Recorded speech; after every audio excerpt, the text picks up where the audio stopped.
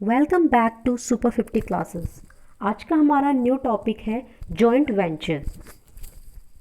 Friends, हमने ये सोच के ये कोर्स स्टार्ट किया था कि आपको एक ही चैनल पे सारा यूके ट्रिपल एससी का कोर्स मिल जाएगा, लेकिन आप लोग इसको विज़िट कर रहे हैं, चैनल को, वीडियोस को देख रहे हैं, बट इसको ज़्यादा से ज़्यादा लाइक, सब्सक्राइब एंड शेयर नहीं कर रहे। सो प्लीज़, अगर आप इसको ज़्यादा से ज़्यादा लाइक करेंगे तो हमें मोटिवेशन मिलेगा और जिसकी वजह से हम आपके लिए रेगुलर ये कोर्सेज़ को पूरा कर पाएंगे जल्द से जल्द। So please do like, subscribe and share our channel with your friends. तो आज का नया टॉपिक स्टार्ट करते हैं, जॉइंट वेंचर। कंसाइनमेंट की तरह ही जॉइंट वेंचर भी एक टाइप का बिजनेस होता है। इसमें थोड़ा सा डेफिनेशन पढ़ लेते हैं, थोड़ा ओवरव्यू ले लेते हैं इसका। When two or more than two person, firms, companies or any other institution make an agreement to carry temporary business with a specific object with the motive to earn profit on a combined risk and share the profit loss in a predetermined ratio, then it is called as joint venture। ये कह रहा है कि जो joint venture business होता है इसमें minimum दो से मिनिमम 2 पर्सन होने चाहिए या 2 फर्म या कंपनीज, इंस्टीट्यूशन होने चाहिए। इनके बीच में एक एग्रीमेंट होगा, एग्रीमेंट बिजनेस को करने का एग्रीमेंट होगा। जो बिजनेस होगा जॉइंट वेंचर के अंदर, जो बिजनेस होता है वो टेम्पररी बिजनेस होता है। इसमें एक स्पेसिफिक ऑब्जेक्ट होगा कि किस उद्देश्य के लिए ये बिजनेस किया जा रहा है, और इनमें पहले से ही प्रॉफिट एंड लॉस, जो रिस्क वगैरह होगा, उसका रेशियो प्रीडिटरमाइंडेड होगा, पहले से ही तय कर रखा होगा। तो इसमें ध्यान देने वाली बात ये है कि ये जो जॉइंट वेंचर होता है, ये जो बिजनेस होता है, ये टेम्परेरी होता है, लॉन्ग टाइम के लिए ये नहीं होता है। इसमें पहले से ही एक टारगेट सेट कर दिया जाता है और जैसे ही टारगेट अचीव हो जाता है वैसे ही ये बिजनेस, इनमें जो इनकी जो ये को वेंचरर हैं, इनके आपस का ये एग्रीमेंट भी ख़त्म हो जाता है, यानी बिजनेस भी कंप्लीट हो जाता है। ये कुछ इसमें जो टर्मोलॉजी है वो पार्टनरशिप से मिलती जुलती हैं, लेकिन ये फिर भी ये पार्टनरशिप से क्या है, अलग है। कुछ कंडीशंस में ये पार्टनरशिप से अलग है, जैसे कि इसमें मिनिमम पार्टनर्स 2 होते हैं और पार्टनरशिप में भी मिनिमम पार्टनर्स 2 होते थे। लेकिन अगर मैक्सिमम की बात करें तो कंपनीज एक्ट 2013 के अकॉर्डिंग पार्टनरशिप में जो मैक्सिमम पार्टनर्स होते थे वो 50 होते थे, लेकिन जॉइंट वेंचर में कोई भी मैक्सिमम पार्टनर की लिमिट निर्धारित नहीं होती है। इसमें मोस्ट इम्पॉर्टेंट चीज़ है कि मिनिमम पार्टनर 2 होते हैं और ये टेम्परेरी नेचर का बिजनेस यहाँ पे किया जाता है। नेक्स्ट पढ़ते हैं, the person involve in the business are called coventurer. इसमें जो पार्टनर्स इन्वॉल्व होते, जो पार्टनर्स नहीं कहेंगे इसमें, क्योंकि पार्टनर्स वर्ड तो हम पार्टनरशिप में करते थे।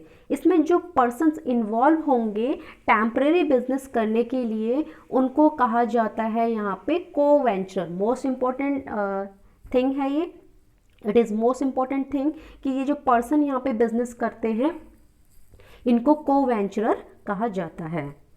In a joint venture, there is no name of firm and its registration is also not made. यहाँ पे ये कह रहा है कि जॉइंट वेंचर बिजनेस में फर्म का कोई भी नेम नहीं दिया रहता है, जबकि पार्टनरशिप की बात करें तो पार्टनरशिप में फर्म का एक पर्टिकुलर नेम हुआ करता था, लेकिन जॉइंट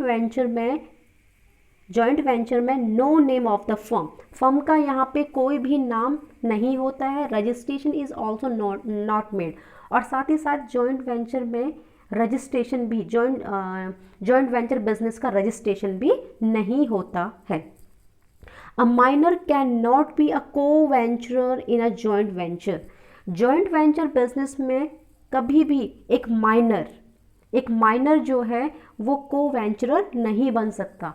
लेकिन अगर हम पार्टनरशिप की बात करें तो वहाँ पे क्या करने के लिए, प्रॉफिट में हिस्सा पाने के लिए माइनर वहाँ पे पार्टनर बन जाता था, पर ओनली फॉर प्रॉफिट में हिस्सा पाने के लिए वहाँ पे माइनर भी पार्टनर बन जाता था।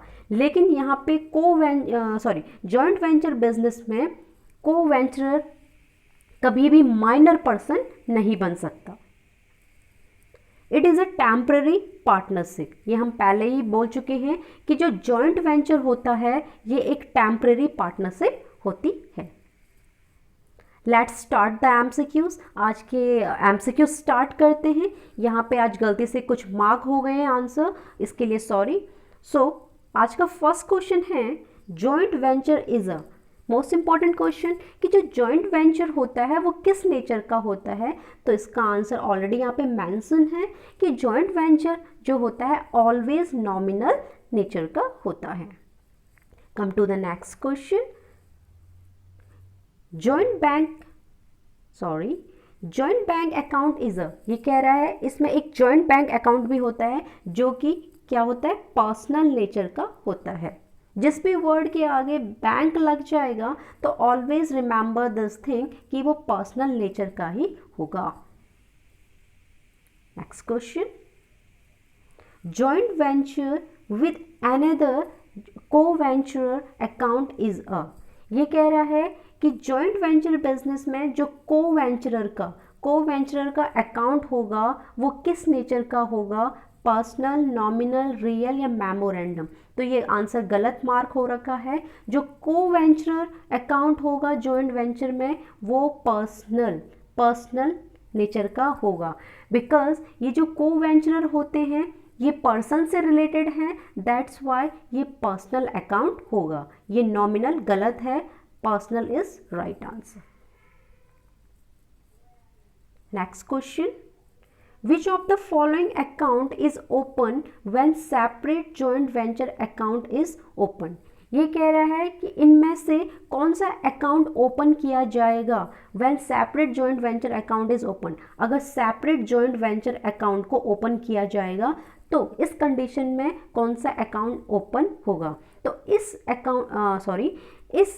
कंडीशन में ऑल ऑफ दीज, इसमें सेपरेट जॉइंट वेंचर अकाउंट में जॉइंट वेंचर अकाउंट भी ओपन होगा, जॉइंट बैंक अकाउंट भी ओपन होगा और को वेंचर अकाउंट भी ओपन होगा। Most important question. Next question. What does the balance in memorandum joint venture account show. ये कह रहा है कि यहाँ पे एक अकाउंट खोला जाता है जिसका नाम है मेमोरेंडम जॉइंट वेंचर अकाउंट। ये कह रहा है कि जो मेमोरेंडम जॉइंट वेंचर अकाउंट होता है वो उसका जो बैलेंस होता है वो क्या शो करता है। तो ये भी मोस्ट इंपॉर्टेंट बन जाता है आपके लिए कि जो मेमोरेंडम जॉइंट वेंचर अकाउंट होता है वो उसका जो बैलेंस है वो क्या शो करता है, वो शो करता है प्रॉफिट और लॉस को। Next question.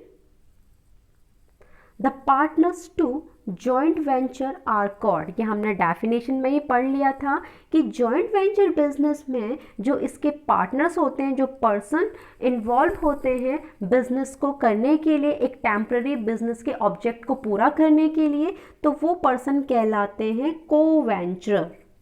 Thank you for today. तो ये जॉइंट वेंचर्स के कुछ एमसीक्यूज थे।